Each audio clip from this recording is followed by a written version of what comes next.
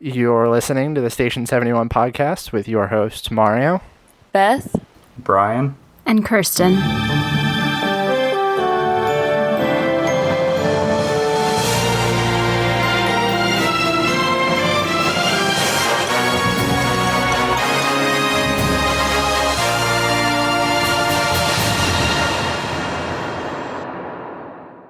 So this week we're going to continue our series of the Magic Kingdom in depth, and we're going to focus on Adventureland. We're going to take some time to walk through each of the attractions, give you some touring tips, give you some history on them, and just kind of talk about things that we love in Adventureland. But before we dive into that, let's do some housekeeping. First and foremost, we wanted to say that we are going to be releasing the show on a new time every week. It's going to start coming out on Saturdays, just because we've noticed that seems to be a really good time for us to put it out, and it'll let us stick to that single time to release the show and give us some more time to work on it through the week for you guys to make everything perfect and, give you some more stuff to listen to on the weekends on your commutes. And that said, does anyone else have anything they want to talk about before we dive into Adventureland? No, I'm ready to dive in. Yeah, let's get the adventure started. All right. So first on our stop in Adventureland, we've got Sunshine Tree Terrace, which, according to the Disney website, is the place that you can stop and sip on some sunshine with a delicious citrus swirl. And the only thing that I really noted here in looking for this that was mildly important, besides the orange bird, but I'm going to pass that off to Beth, was the fact that this place has some snacks that are really good. We got the citrus swirl, there's a raspberry lemonade slush, lots of other things in there. But I will let you take over that orange bird bit because you've got a lot on that one. So I love the orange bird. For some reason, I just got really attached to this character as soon as I saw the merchandising at Magic Kingdom. So I did a little bit of research back when I first became an orange bird fan, and I'm going to include a little taste of that today for people who don't really know. A lot of people you'll see like merchandise with the orange bird, but they don't really know why.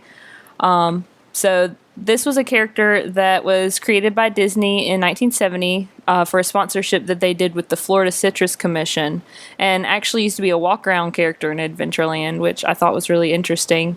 This character appeared in a few educational shorts and some commercials promoting citrus, but when Disney and the Florida Citrus Commission cut ties in 1986, the orange bird kind of faded into obscurity, and references were removed from Adventureland, and later, actually, the citrus swirl disappeared from the menu of the Sunshine Tree Terrace. So then, over a decade later, the orange bird kind of got a surge in popularity in Tokyo Disneyland because the Japanese celebrate what's called Orange Day, which is kind of like a Valentine's Day for them. And they got really attached to this character, and a bunch of merchandise was released to coincide with the 2004 Orange Day in Japan.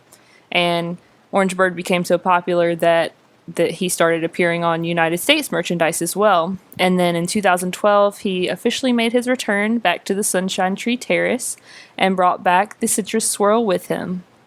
So, if for those of you who've been going to Magic Kingdom a little while, the Sunshine Tree Terrace used to be behind the magic carpets of Aladdin, but now it is across from the Swiss family Treehouse. And you can see the orange bird featured on that sign. So if you ever see him, now you know a little bit of history of why he's there. Have you seen the orange bird pop vinyls that they released exclusively for Magic Kingdom? I have a massive pop vinyl collection, totally off topic, and I saw that because one of my friends that also collects them had someone from Disney ship him up too, and I was so jealous. Oh my gosh, I wanted one so bad, but they only released them in park, and I was like, I texted people I knew down there, I was like, if you happen to see this, please get it, but I know how pops are, they go fast. Oh yeah. But does anyone, I know this is super, unpopular Disney opinion, but I feel like I've almost never stopped at the Sunshine Tree Terrace. Does anyone else have, a very, I don't know. Do you guys go there? How do you feel about it? I don't think I've ever gone there. I have. I actually was reading about the citrus swirl, as people do all these lists of like Disney foods you have to try, and I was just happening to be walking by it and the line was short one day, and I was like, I'm going to try that citrus swirl that everybody talks about, and it's actually really, really good. I still like the Dole Whip better, but I would say it's a very close second. So I definitely recommend it. I feel like this gets looked over for that reason, though, because, everyone thinks Dole Whip as that popular Disney snack. Mm-hmm.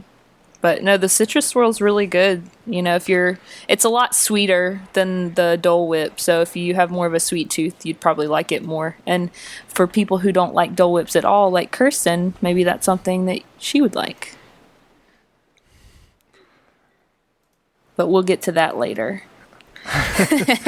So our next stop on our list of Adventureland places is Skipper Canteen, a place that I've never been to.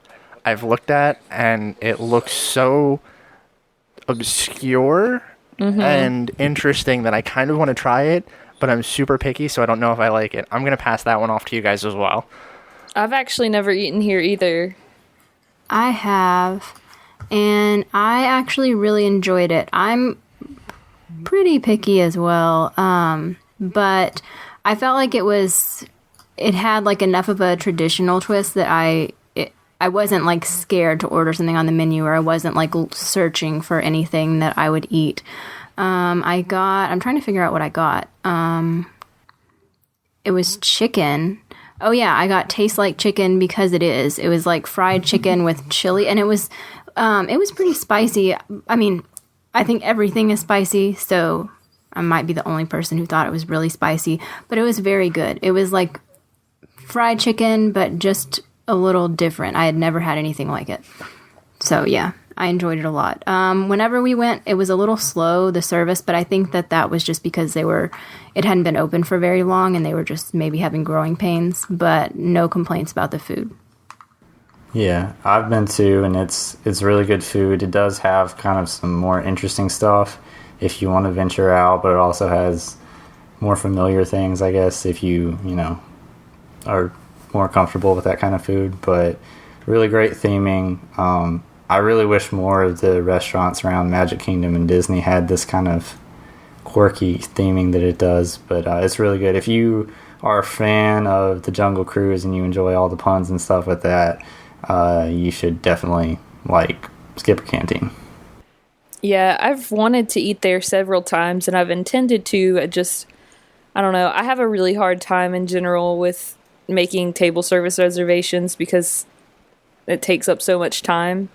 But I gotta put aside the time for this because I've read a lot about it, and I've looked at the menu, and it all looks really good. And I've heard that it's really detailed and has a bunch of obscure like references, and you could just like walk around the restaurant and see a bunch of cool little nods. Yeah, it's kind of like going to Trader Sam's and not quite so in your face type of way. Like there's a lot of the interesting like interactions and stuff with the waiters and the waitresses. It's not quite as like loud and attention grabbing, I guess you would say, as Trader Sam's is, but you still get a little bit of that. So it's kind of like it does take time. Any sit down meal is going to take time at the parks, but if you think about it, like you're getting that kind of experience out of it, it makes it where you don't really feel like, oh man, I could be out there doing something right now. You really are getting to have an experience while you're in the restaurant. So the servers there, are they skippers? Do they make the same kind of jokes? Yeah, a lot of the same. They're obviously they do different ones and everything too, as they're like walking to your table and as they come to check on you and stuff. They usually have a couple of little ones. It's been a while since I've been there now, so I can't really recall any of them, but they do a lot of interactions, I remember. That's cool. And the food's good, so I keep looking at it and I keep thinking I really do love the Jungle Cruise and I have to stop in here on my next trip. But the I guess uniqueness of the food on the menu has turned me off for so long I know Kirsten said that it was unique, but she found something that she liked. What about you, Brian? What did you get, and what was your, like, I guess, take on it? I got the head-on shrimp that they have there, which I guess for a lot of people might be kind of like, oh, the heads are still on it, but it was good. I really enjoyed it. I got that, and I got one of the Schweitzer slushes, one of the little specialty non-alcoholic drinks. I believe that's one of the non-alcoholic ones they have there. And it was good. Like I said, it was definitely interesting. It was even past the fact that like the shrimp were still head on, like the sauce and everything that it was mixed in was, pretty unique and not what you would typically find at a restaurant, especially not in a theme park. Like it really is like, it's not like a watered down kind of like, experience with the food and everything. It really is something unique, and it's not something you're going to be able to just go and find a similar meal at another restaurant at Disney. You're really getting something special if you go there. So I would suggest if if you're not completely weirded out with that kind of stuff, like I know they have like, I think like a fully like an entire fish like that they cook too that you can get out, like stuff like that. If you're willing to kind of branch out and you're not like weirded out by that kind of stuff, I would definitely suggest trying to find something and getting a little bit out of your comfort zone if at all possible there, because it is one of the few restaurants I feel like at Disney, and especially the Magic Kingdom, that you can do that with. Yeah, and I'm looking at it now, just reading over the menu, and I read both what you and Kirsten got, and they actually sound really good. So I'm definitely going to add this to my list of places I need to go next time. Well, and I'll say, so I am pretty picky, and I struggle with like ordering outside the box, but I try to do it as much as possible, or at least order outside of my, small box, just because I feel like if they offer that unusual stuff and that unusual cuisine and people don't eat it, then they're just going to go back to like chicken strips and burgers. I mean, not that they don't have that, but that's going to become more and more prevalent. The one thing I love about Disney World is that you can actually go to a theme park and not plan on eating, the normal like fast food stuff. So I try to do that just so they continue to make unusual food. I want to say that we actually almost had that fear with this restaurant, if I remember right, when it first opened. Yep. That there was like the fear that it was so unique that they were just going to end up reverting to like chicken fingers and burgers. Yeah, that would be sad.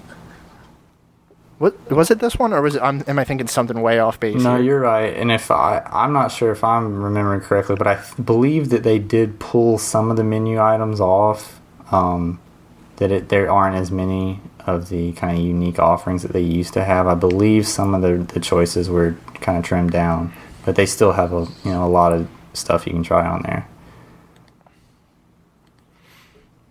I'm liking it so far from what I'm hearing and from what I'm looking at, so it's definitely going on my list. Yeah, it's on my list too.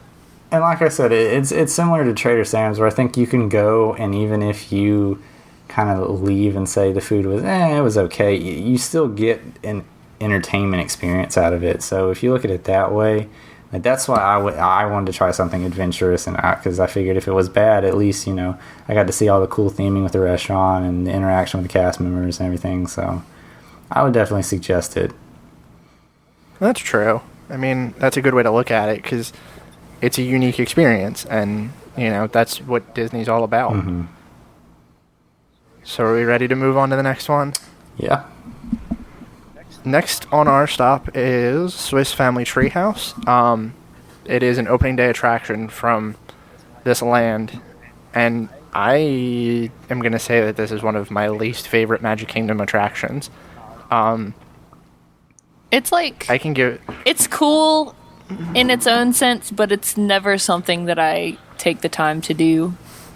Here's my thing about it.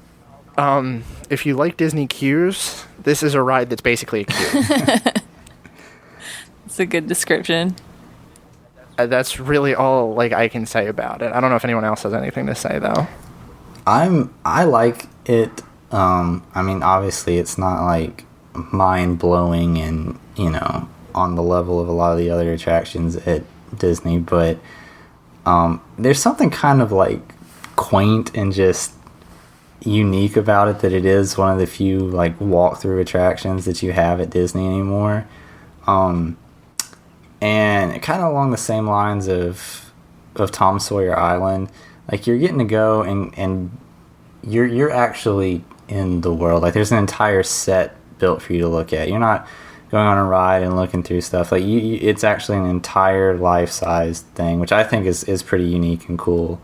That said, I don't do it every time I go, and if there's any kind of wait, I usually won't go on it, because I kind of like to be able to go through at my own pace and not be held up by the people in front of me.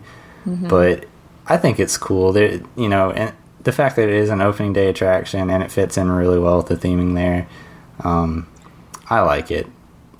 If they were to say, oh, we're going to put a new e-ticket attraction in its place, I'm not going to be out there picketing and saying, no, don't tear it down. But I do like it. It's not interactive, right? Like it's just a walkthrough? No, it's just a walkthrough. That's what I thought, because I feel like I would love it so much more if it were interactive. I'm a sucker for stuff like that. I love Tom Sawyer's Island because it's just fun, and I like going on the barrel bridge, and so the Treehouse has so many contraptions that look like they would be really cool to play with, but you can't actually play with them, so it's kind of not as exciting to me. Right, and I think that's what I have a problem with too, is that it's it could be so much better, especially when you have Tom Sawyer's Island just a few feet away that's got everything that this kind of misses. I'll also say that I've seen that they changed the Disneyland Treehouse into Tarzan themed, and I thought that was really cool, and I don't understand why they didn't do it here or at Walt Disney World, because I think that would have given it a little more of an intrigue and a little boost that people would actually want to go see, experience it. Right, it would give it a little bit more relevance. Yeah. Do kids these days even know who Swiss Family Robinson is? I doubt it. I've never even seen the movie. Not. I think I saw the movie when I was in elementary school. Yeah, same. 20 years ago or whatever. And right. It's probably the last time I've seen it, but... Oh, God, 20 years ago. Stop. Oh, don't remind me. So next up, we've got Magic Carpets of Aladdin, which is another one of those Dumbo contraption rides where you sit in a floating carpet and spin in a circle. I like the area around this ride. I don't have anything history-wise for it, but I like the area around this ride, and I think the idea of putting something Aladdin-related there fits, but I don't really know how I feel about the carpets. I personally like them.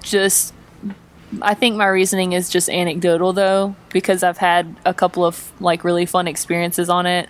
I think the last time I was on it was the best one, because me and my boyfriend were on it, and we're using the stick thing to go up and down and up and down, and we just happened to be in the exact right place, right time for one of those water jets, and it hit us directly in the face. And it was really funny, and so I think of that fondly. And then I also love watching people get spit on by the camel. People that aren't expecting it. That's one of my favorite people watching activities at Disney World. I do like the camel, and I said, I think the area is great. I don't know. I think there's something about these kinds of rides that it's not for me, I guess. That's really the best way to put it. Yeah. And especially, Aladdin is one of my favorite animated Disney movies, and I kind of feel like it deserves a little bit better recognition in the parks other than this ride. Yeah. I don't know what they do, but I feel like they could do something. Yeah. Yeah, I can agree with that. Mm-hmm. Yeah, it's not something that I go out of my way to do, but, if I happen to pass by and there's not a wait, it's a fun little stopover.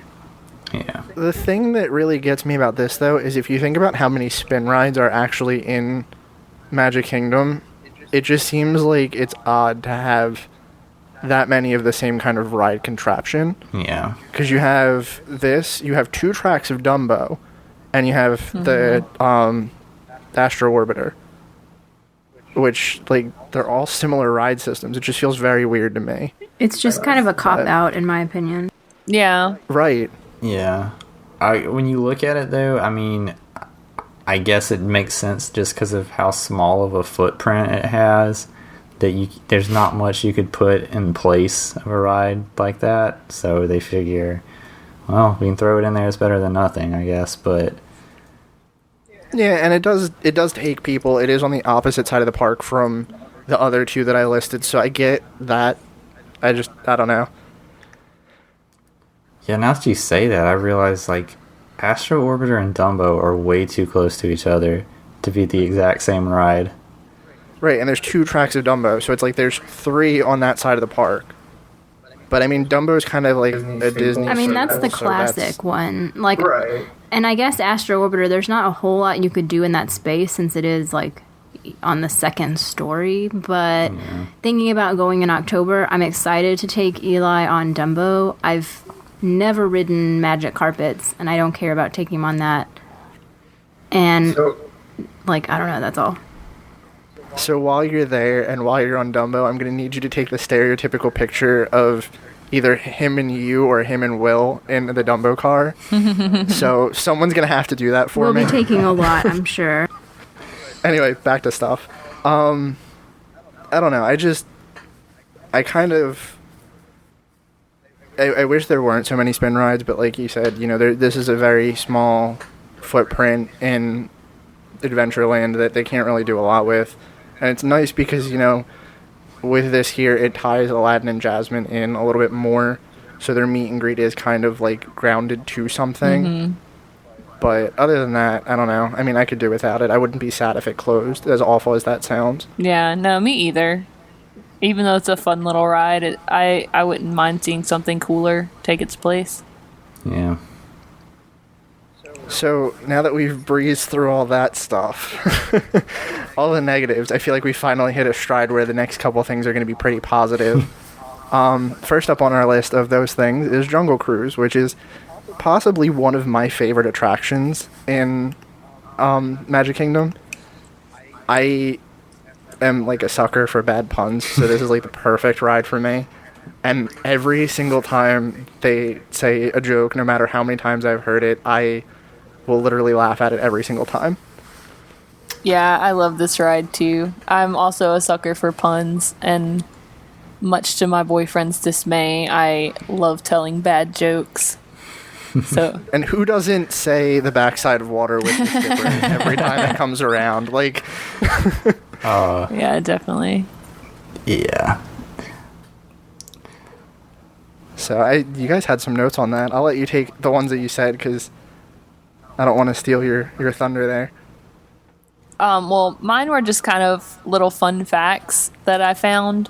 One being that the water is actually not as dirty as it looks, and Disney just uses a dye in the water to hide how shallow it is, so that it feels like you're actually like floating down a river in the jungle.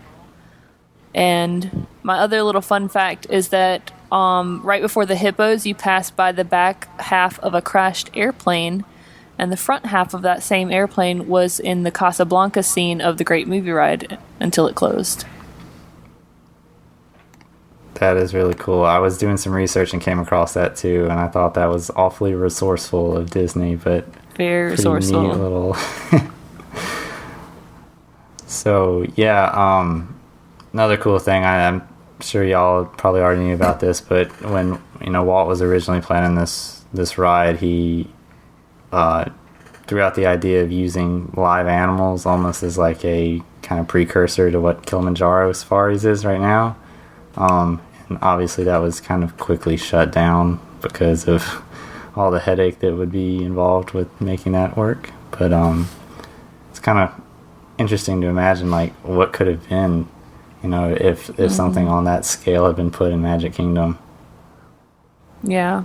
And it's also really neat to think about how different it is from that idea, because like when I was reading up on this ride, I was reading that it was never like intended to be a joke in itself, but I feel like the ride, with all the puns and everything that they do, all the little like shticks, it's kind of become a joke of its former self. Yeah. So the history with that's kind of neat too. Like, if you think about the fact that they wanted real animals, and obviously they had to settle for animatronics, and now that's kind of just a fun little shtick thing that they do. I love this ride. Does anyone have a favorite like skipper joke besides like the backside of water? Because I'll let you guys say. The one that stands out to me was on my last ride. I thought it was hilarious. It was a male skipper, and when we were passing by the hippos, he was like, hippos kill more people than alligators every year, so I'm gonna scare away these hippos the same way I scared away my last girlfriend. And then he like leaned over the boat and was like, I love you. I just thought that was hilarious. I've never had that one. My favorite is like you hear it every single time, but it's like Schweitzer Falls, named after Dr. Albert Falls. I don't know, it just makes me laugh. I love the when they come across the camp and the Jeep that's upside down, and they always say that he was trying to work on his Jeep the day before and couldn't get it to start, but it looks like the gorilla's got to turn over. That's a good one. I'm a sucker for the classic ones, when they always point out the Jungle Book, the backside of water, and then like the Trader Sam at the very end. Like, I love those. And we kind of talked about this a little bit when we did the Great Movie Ride back in the tribute episode to Studios. This is another ride where if you don't get a good skipper, you're not going to have a good time. Right. So it's definitely worth a re-ride if you don't have a good time the first time. It's all about that cast member that you get. And, I mean, even saying that, I think there's only been maybe one or two times that I haven't had a good cast member. Yeah, because there were plenty of times when I went on the Great Movie Ride and the cast member was so, but there have been very, very few times that I've had a bad cast member on the Jungle Cruise. And I think that's just because in itself, it's just you kind of have to have that personality to want to do it.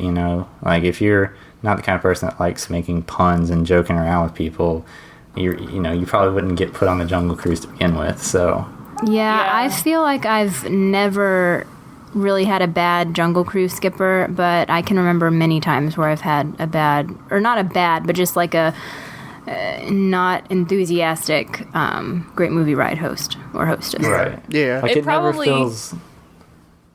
Go ahead. Oh, it never feels like the Jungle Cruise skippers are going through the motions or reading off a script. I mean, obviously there's the joke that all of them do, but they all kind of throw their own delivery on all the jokes and everything. So when you have that option to kind of make it your own, have a little leeway in the jokes that you do through each ride, I think it opens it up, and that's one of the reasons why that it's so good and the cast members are so involved with it. Yeah, that's kind of what I was going to say as well. Just that they're not going off of as much of a script as the Great Movie Ride cast members did. And I also read somewhere that it originally did not have jokes in it. Yeah. And that they added jokes because Walt wrote it and heard a mom say to her kid, I mean, that was cool, but I'm never going to ride it again. And he's like, how do we make this re-rideable? So he kind of gave the skippers more leeway to add jokes, and they came up with a funnier script and let them include their own jokes if they were approved, kind of thing. Yeah. There's if you guys are looking for another listening suggestion, I don't know if they're still running now because they've been running a lot of rerun episodes. There's a podcast called Tales from the Jungle Cruise, cruise is in Crews. It's run by a guy who used to be a Jungle Cruise skipper, and he interviews a bunch of different skippers every week, and they'll talk different stories. They'll tell different things that happen, kind of a little behind the curtains peeks at things. and they also tell like how they came up with their own shticks and like what kind of jokes they would tell that were specific to them. So that's kind of a neat thing to listen to. I used to listen to that for a while, but Yeah, that is really cool. they started just doing a lot of reruns, so I kind of had to pass it up a little bit. Yeah.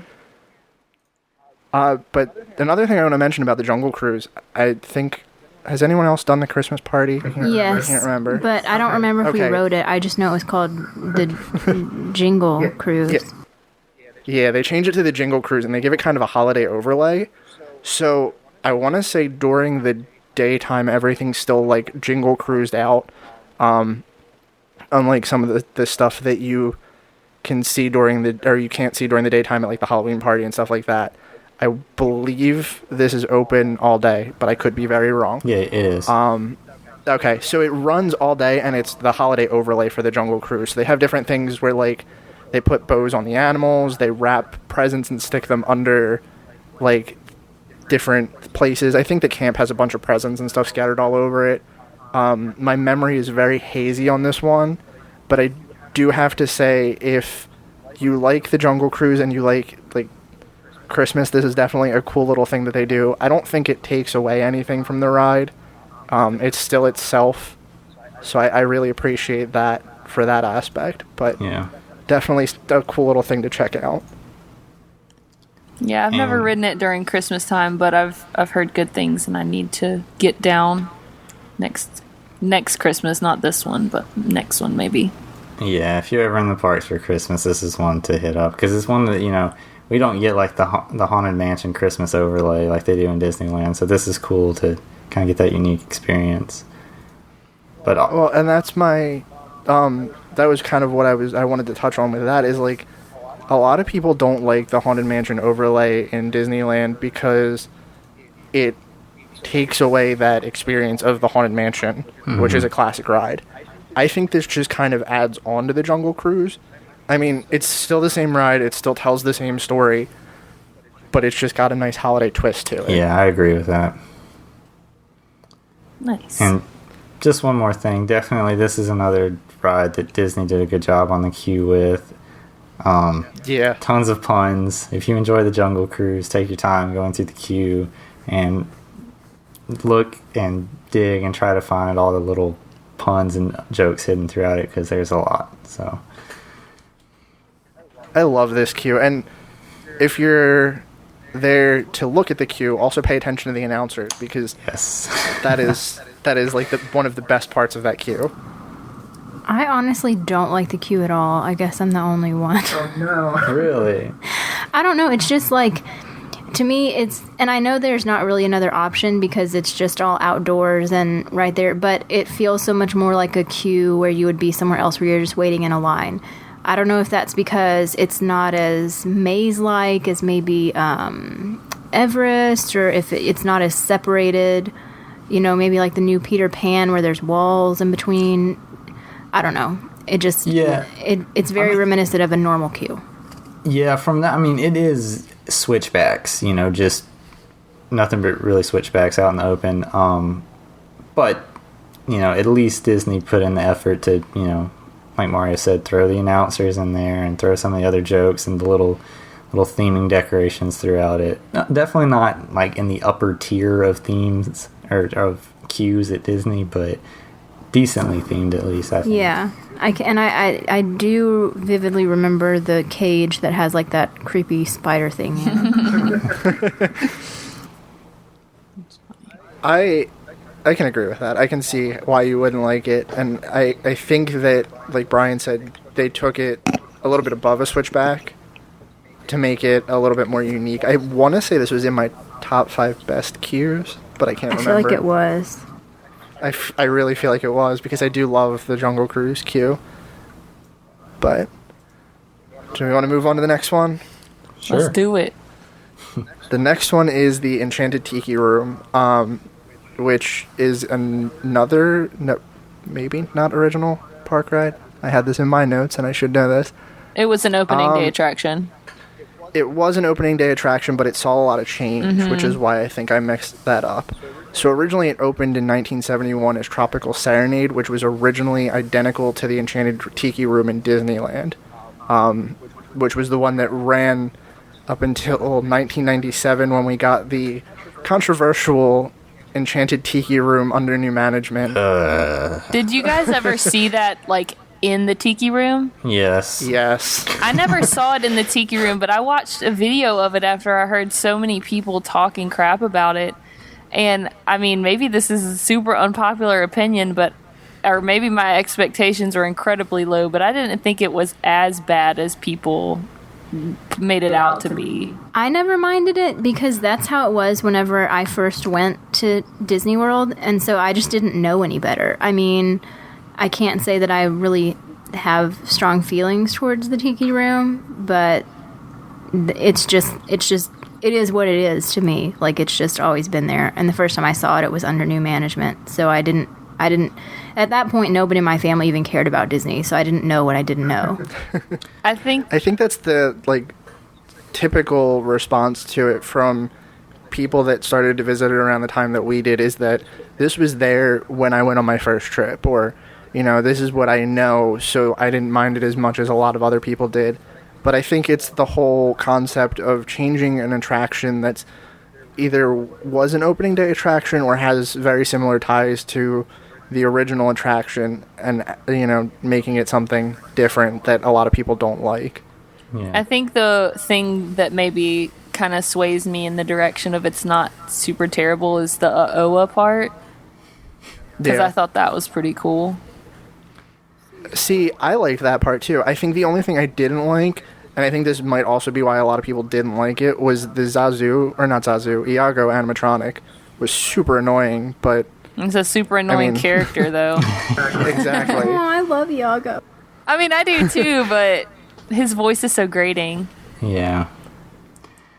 I think in small doses I can take him, but he was featured very heavily in that attraction, or that iteration of the attraction. But it met its demise when a fire broke out in the attic of the attraction and actually damaged the Iago animatronic to the point that they could not do it anymore, which was January 2012 or 2011, and August of the same year they reopened it as the Enchanted Tiki room, which was basically the same version that we had before, but closer to the Disneyland one. If that's not a sign, I don't know what is. Yeah. And isn't it ironic that there's a scene in Under New Management where he's, like, on fire or whatever? Yep. Or, like, smoking? Yeah, and I want to say that that's probably what did him in. I mean, I don't know for sure, but I can't imagine that it would be anything else. Yeah. It had a lot longer of a run than I thought it did, too. Like, 97 to 2011? That's a while. Mm-hmm. But yeah. I like the Tiki room. I mean, in its current state, especially. You have that nice little show and holding pen area before you walk in, which, I mean, that also is kind of a weird line to wait in, but I feel like you don't wait there long enough to even really notice it. Yeah. And the little pre-show they do is nice. It's definitely a nice attraction. I can't really say anything else about it, but I do have a fondness for this. If it went away, I would feel very attached to it. Yeah. And it's one of the few attractions that you can take your food and drink on, or in. Like, don't they sell Dole Whips inside? Well, right next to it. Aloha Isle is right next to it, so... Isn't there a part of the line that connects to Aloha Isle, That's what I thought. Oh, I have never realized that. There might be. I'm going to have to look that up now. You'll have to do some on-site research, Brian. Yeah. Yeah. I'll be there this weekend. I'll have to check that out and get back to y'all. Jealous. Yeah, I'm not going to look for that right now. I'll add that to the show notes if we're wrong, but I believe it does. But does anyone else have anything to say about the Tiki room, be it the old or new version? Well, so kind of a cool segue from there, that they allow you to have food in it. It was originally meant to be a restaurant, and the original idea from Walt, obviously, it was also supposed to have live birds in it, which, as you can imagine, that combination would have been terrible. So that was scrapped, thankfully. But yeah, anybody that's a fan of the Tiki Room, I think it's pretty cool to look into the history behind the animatronic that Walt had and brought back and gave to his Imagineers to basically reverse engineer, to figure out how it worked, which really became the basis of the animatronics in the Tiki Room, and not just the Tiki Room, but a lot of the animatronics that really came to life at Disney. So if you're a big animatronic fan, definitely do some digging into the Tiki Room history. Yeah, definitely. When I was kind of preparing for this episode, I was looking into like the history of the Tiki Room, and I don't think this is how it's run anymore, but it used to be like an entire room underneath that was like floor to ceiling computers controlling all the animatronics. Wow. And there's actually a video of it. It was in the like Wonderful World of Disney like TV specials that they aired. So if you just like look on YouTube, we can put it in the show notes. It's kind of interesting to look at how crazy the technology was back then. That's pretty neat. And it's definitely cool to look at some of these attractions, especially the ones that were there opening day, to see things like this where it's like, you know, a little memento of how far we've come with those kind of things. But, you know, even with the animatronics being so old, like they're not that dated. They still, you know, work very well for what they are, I think. Mm-hmm. Yeah. Yeah, and it's another one of those rides where it's like the song is so catchy that you'd leave singing it.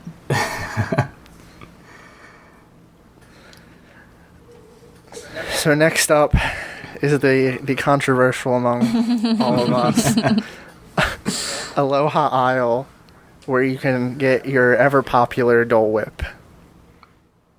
Well, if you've listened to any other episodes of this podcast, you've probably heard me talk about my obsession with pineapples, and the Dole Whip is no exception to that rule. I love Dole Whips. I'm obsessed with them. I'm obsessed with pineapples.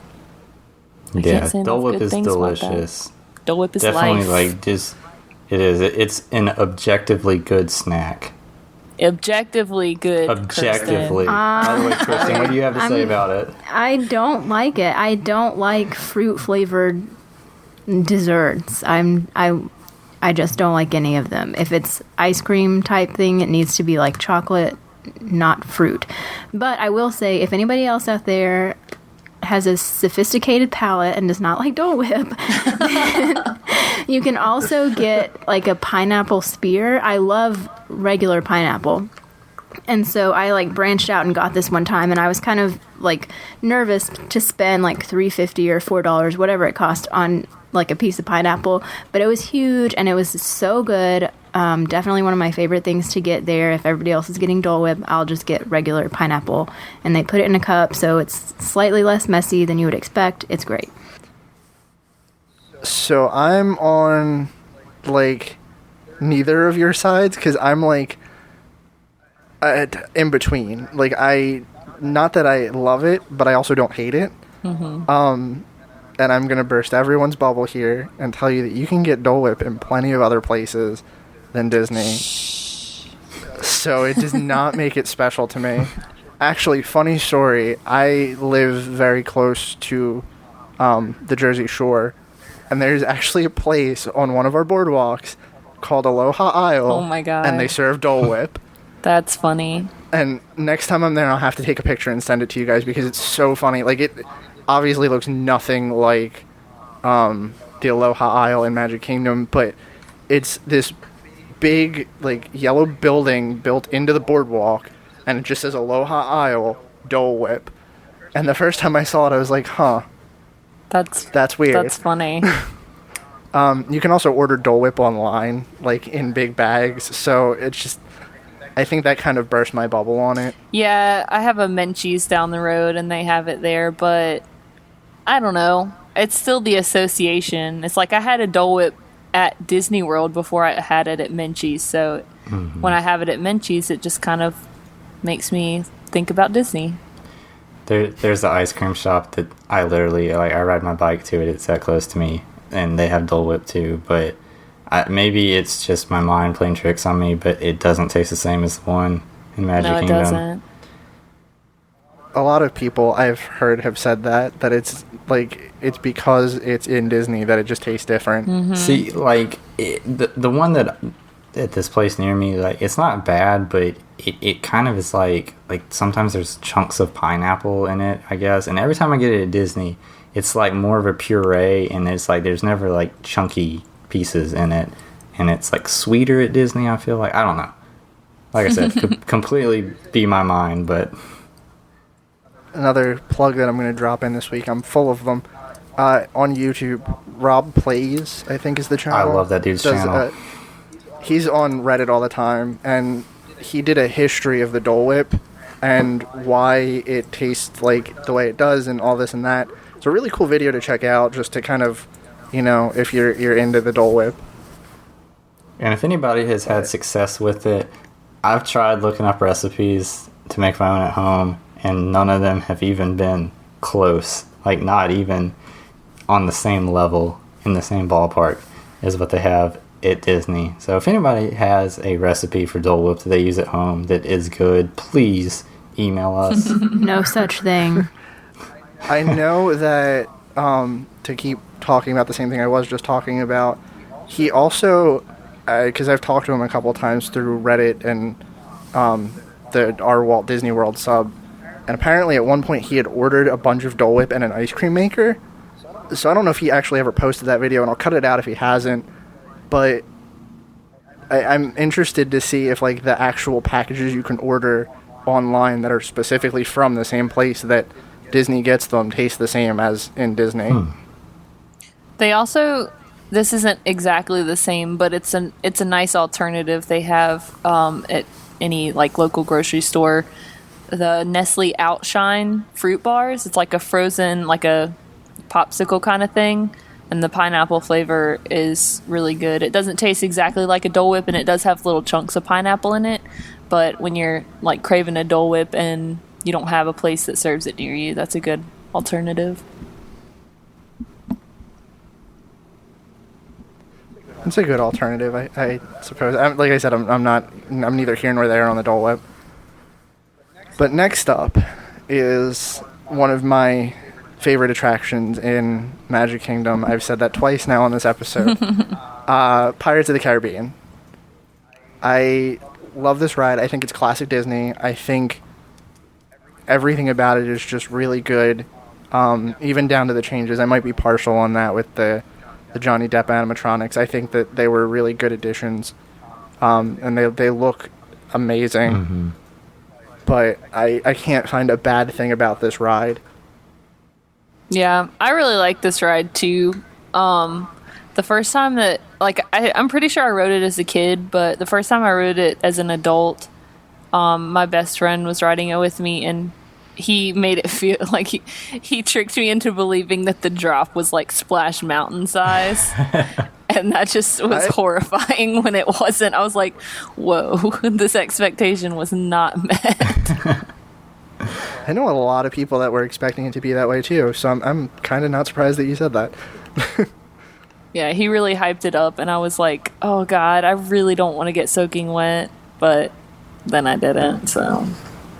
I'll say the one fun fact I know about this, I used to know more, but I forgot them, is when you're going under one of the bridges and there's the animatronic above you whose leg is hanging down, it's real leg hair on that animatronic. It is actual, it's real human hair, excuse me, real human hair. I don't know if it's from somebody's leg, but it's definitely from an actual person, and that is gross. That's so gross. I don't know if I should be like intrigued or disgusted. Both. I mean, I want to know the backstory. Like, did somebody just, like, cut the ends off their hair and volunteer it? Like, where do you source fake, like, well, real human but fake, like, leg hair for an animatronic? Where do you buy that kind of thing? Right. I mean, I would donate my leg hair for an animatronic in Disney. Every time you'd like go and take people on it, you'd be like, "You see that? It's my hair." Yep. Gross. Yeah. Oh goodness. I really don't know how to explain this ride besides the fact that it's become kind of not like a retelling of the movie, because it really isn't, but it's definitely taken that step into the world of the movie, even though it was there first. Which I really like the fact that it was there before the movies came out, because not a lot of attractions have that, you know, they came because of the movie or because of the popularity of a character. Right. But this is something that was so popular in the parks that it got its own franchise. And, you know, them adding, you know, the Jack Sparrow character into it doesn't feel shoehorned into the plot of, you know, of Pirates of the Caribbean, of the ride's plot. You know, he makes appearances, but for the most part, you're still getting the same telling of the story that Pirates originally was, but you do get the familiarity, you know, of the movie character in there. So I know some people have had negative opinions on it, but for the most part, with a ride over the years that's gone through so many iterations and updates and kind of evolutions to it, I think that they've done a good job with, for the most part, sticking to the original script and just throwing bits and pieces in there, you know, for guests. I'm going to say that it actually kind of helps navigate the plot a little bit, because there's a little bit more going on, I think. But that's just an opinion that I have. Yeah, I like the additions, and I like the ride in general. But at the risk of potentially making this a debate, how do you guys feel about the redhead thing? I'm on the fence of I don't really care either here nor there. I mean, the whole "we once the redhead" thing is become such like a popular Disney quote, and there's so many of them out there that I can see why people are like, oh, don't change it. But at the same time, like, if they make a change to the ride, what does it really hurt? Yeah. That's kind of where I'm at too. I'm like a big feminist, and honestly, that really doesn't bother me at all. I mean, because it's time period appropriate. I mean, it's not like they're making that today. I don't know. I don't think anybody's going into Pirates of the Caribbean like looking for aspirational people, you know. So, and I think it's kind of, I mean, it's totally different levels of this. Did you guys hear that whole controversy when they added Whoopi Goldberg to the Disney Legends, and she was like, "Oh, I want Disney to re-release Song of the South because we have to acknowledge our history and where it came from." I did hear about this. I think it's the same thing, really, because it's like, I mean, if it is, you know, it is like that, you know, whatever. That's what it was. We can't just shy away from that, but that's just my 2 cents on it. Yeah, I mean, like Kirsten said, it's time period appropriate, and like, I don't know. I don't think it's as big a deal as everybody made it out to be, whether they change it or not. And in the grand scheme of things, Disney's going to change things. Our opinion doesn't matter. Yeah. So the one thing I am kind of upset about that nobody seemed to get up in arms about was when they took Peg Leg Pete from the entrance, the little talking parrot. I loved him. Oh, yeah. Like, no, see, everybody's so caught up with the redhead thing. Everybody forgot about Peg Leg Pete over here. But I miss Peg Leg Pete. He was a cute little addition that would kind of like draw the crowd into the ride and everything. And he's gone. He's gone. And nobody seems to care. I don't even know anything about that. I was about to say, I don't think I ever saw it. I vaguely remember it. I'm so sorry, Brian. He's the parrot that they have in the gift shop, the little stuffed one where his like stomach shaved and he has like the anchor tattoo and the peg leg and the pirate hat. It used to be an animatronic that was outside the front of the queue, and when they refurbished it in 2006, they took it away. Okay, so this was before my real Disney experiences. Maybe they put him in the Tiki room. Maybe he had to take over. Keep an eye out. I vaguely remember reading an article about him and where he went. But now I'm going to have to look that up, and I'll add that to the show notes as well. So from what I've heard, that at one point they moved him somewhere into the ride, and then I think he's just been completely done away with after that point. I'm not sure when that was, but yeah. anybody's trying to start some hashtags, like hashtag bring peg leg. Bring back peg leg. That's a long hashtag, but make it work. Oh, goodness. After that, we have 3 things that kind of tie in to Pirates of the Caribbean. And I guess we can kind of all tie these together since they're similarly themed, and I feel like not a lot of people either know about them or, you know, it's one of those things that's easily breezed by. We also have Tortuga Tavern, Pirates League, and a Pirate's Adventure. So all of them are kind of in a relatively similar location. Tortuga Tavern is right outside of where you exit the gift shop, I believe. Right? I think so. Yes. Yeah. Okay. Pirates League starts outside of that area, like right where the little stages are across from Pirates of the Caribbean, and a Pirate's Adventure is inside of the gift shop. Is it? It is. It starts in there, I believe. Because there used to be, I don't know if they're still there, but there used to be like a little kiosk that you started at. Yeah. You know, it might be a kiosk still. I could be terribly wrong on that, but I know there's a lot of it in the gift shop. Okay. Like, a lot of the stops are in there. Pirates Adventure is the only one I'm super familiar with. I know a little bit about Pirates League, but Pirates Adventure is basically like Sorcerers of the Magic Kingdom, but it's exclusive only to Adventureland. It's on a smaller scale, so if you want to, like, experience the Sorcerers of the Magic Kingdom, but not deal with all the crowds, usually this is a good route to go. I haven't ever personally done it. I've just seen people do it, and I think it's a really interesting experience. I eventually do want to try it just to see the differences between that and Sorcerers, but So that's all I can say. Does it stay in Adventureland? I believe it is only in Adventureland, so all of the stops are in that, like, little area. Yeah, that's a lot more appealing than Sorcerers to me. I mean, I like collecting the Sorcerers cards, but I never play the game because they literally make you go from one side of the park to the other. Right, and I think if they had made Sorcerers a little bit more, like, laid back, like you didn't have to do them in the order they give them to you in, I think that would be better.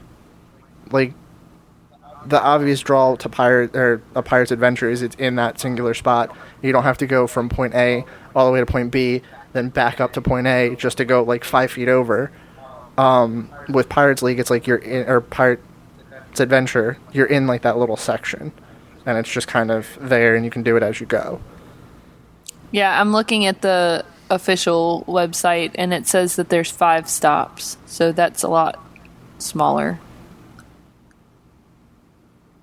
Right. So I need to try that. And do you get some sort of collectible thing? Because I need more stuff in my house. I'm not 100% sure. I know they give you the map, and it looks like a pirate's map, but I've only seen people do it as I'm, like, getting off of Pirates, and it's late at night, and there's people just kind of straggling around Magic Kingdom. Has anyone else done it or seen anyone do it? I have not. What about the other two? I mean, I've seen Pirates League in passing as well, and all I know about that is that the guy that does Jack Sparrow for that could be a Johnny Depp impersonator, and he's, like, spot on, but they don't let you get to, like, meet and greet with him, which is kind of a shame. Yeah, I have seen that, and he does a fantastic job. Is it the same guy that does it every time? Either way. I don't think it's the same every time, but I think he's a pretty regular one, and he looks so much like Johnny Depp in the makeup. Yeah. His mannerisms and everything are really spot on too. Like he does a very good Johnny Depp. One time when I was working there was like a rumor, because we would hear when celebrities were in the area and like who was staying there and, you know, what park they were at, and there was a rumor that, because, you know, Johnny Depp has done before where he goes to Pirates and he, like, stands in the ride and does stuff like that, and so there was a rumor going around that Johnny Depp was in the park and he was going to either do that show or else ride the ride. So me and a couple other acquaintances, like, went and watched it a couple times and rode the ride, And unfortunately, the story ends there because it was not Johnny Depp and he was not on the ride. And it was very sad. Aw. It's a bummer. I did see video from when he did it at the Disneyland one, and it was really entertaining. Yeah, that was really cool. When Disney put that out on Facebook, I was like super happy about that. Yeah. I can only imagine how cool it would be to actually see him, like, you know, on the ride. Mm-hmm. That'd be amazing. But other than that, we have Tortuga Tavern, which is like almost never open. I've never seen it open. I saw it on the map and I put it on here just in case anyone had anything to say about it, but like even looking at the menu, it almost looks like it's gonna go out soon. It won't be missed. Yeah. I mean, honestly, I can say that people probably don't even know it's there. It's become a It's in a sitting area, weird spot. basically. Like, they still have all the tables out there, and it's shaded, so people usually just go in there for a break. But Are y'all talking about Tortuga Tavern? Yes. yeah, Sorry, Yes. I missed that. Isn't that the test kitchen place? Isn't that where they try new recipes out, and that's why it's like not open that often? It might be, because I pulled up the menu while we were talking about it, and literally the only thing on the entrees are turkey legs and all be hot dogs with I chips. think it's the test location. It's gotta be, because there's like nothing there, and it feels like a wasted spot almost. I guess, do they Like- open it like when it gets busy? Maybe the menu expands a little bit, like during peak. I don't know. Yeah. yeah, I want to feel like the last year being there, I haven't seen it open once. So, Apparently it was something else before they changed it over to Tortuga Tavern, and it had a lot more things on it. So I'm going to say it's either going to close soon or, like Kirsten said, it is the test location. And Tortuga Tavern is seasonal. That's what this website says. So we have a little bit of time left since we kind of breezed through that. So what are your guys' must-dos for Adventureland? Let's kind of talk about things that we really like and just tie it up nicely with that. Dole Whip for life. Of course. I'm going to say, like, Jungle Cruise and Tiki Room and Pirates are obviously, like, the big ones. I have to ride Jungle Cruise every time I'm there. I know that seems like such a weird ride to, like, have to ride. But it's become kind of like a staple of my Disney trip. And like I said before, it's one of those rides that, like, I just really enjoy. And it's, you know, it's never got a super long wait. So it's nice to just kind of walk on, you know, get in, do the ride, have a little laugh, and then just, you know, it definitely is a sign of my Disney trip. Yeah, plus the re-rideability is pretty good since they are allowed to kind of cater it to their specific sense of humor. Exactly. Really, Pirates is my only must-do. I'm slowly getting on the Jungle Cruise bandwagon. I feel like I'm sort of a new appreciator of Jungle Cruise just in the last few years. Like, I don't think I rode it once when I was working there, which now seems come crazy. Yeah, well, and my husband loves it. That's like his dream retirement job, is to be a Jungle Cruise skipper. So it's definitely becoming a must-do, but really Pirates. I mean, we don't spend a whole lot of time in Adventureland. We really tend to stay more over in Tomorrowland, Fantasyland area. yeah. I'm a huge fan of the Jungle Cruise, but I have to agree with Kirsten. If you go to Magic Kingdom, you know, and it's one of those, it's not a frequency that you get to go to Disney, and you don't do Pirates, then you are missing out on a huge piece of Disney history, you know, and not just history, just the entertainment value of it in itself, I think. So it's almost on the level of Haunted Mansion, in my opinion, that it's something that everybody that goes to Disney needs to do, because it's unique in that, you know, it was one of the original, like, kind of boat dark rides that Disney did. So, and it's just great. It's a lot of fun. So Yeah, I can definitely agree with that. has anyone been to Disneyland and ridden their version of Pirates? Because from what I've heard, it's even better, but I have never been. Me either. No. I was trying to get there this year, but it didn't happen, so I'm determined to make it happen next year. We, depending on how it pans out, if our Disney World trip doesn't go through, we might end up at Disneyland early next year, but it's all dependent on a couple things. One of the only things that I'm like really, really excited about would be Pirates, because I've heard it's a lot better than the one that we have. Yeah. Is it Pirates? I can't remember which one's better than the one that we have. Oh my gosh. Well, Shanghai has like the craziest looking pirates ride I've ever seen.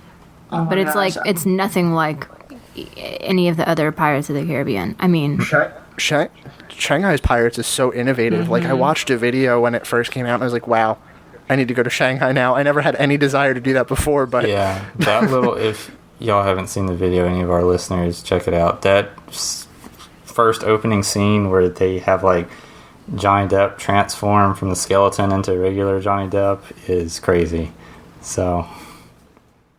I think that version makes it feel so much bigger and so much like more grandiose. Yeah. They use like all the different effects to really make it immersive. Mm-hmm. It is much more tied to the movie franchise from what I've seen, though, from the ride-throughs. But, you know, not that that's necessarily a bad thing. It's definitely unique. It is not like Disneyland or Disney World Pirates, but it's, from what I've seen, very, very cool from the videos. So, news item, I just had my Facebook pulled up, and somebody just posted that this year for Christmas, Jingle Cruise overlay will not happen at Disneyland. Oh, no. I wonder why. Yeah. It doesn't say anything about Disney World, though, so looks like we're safe.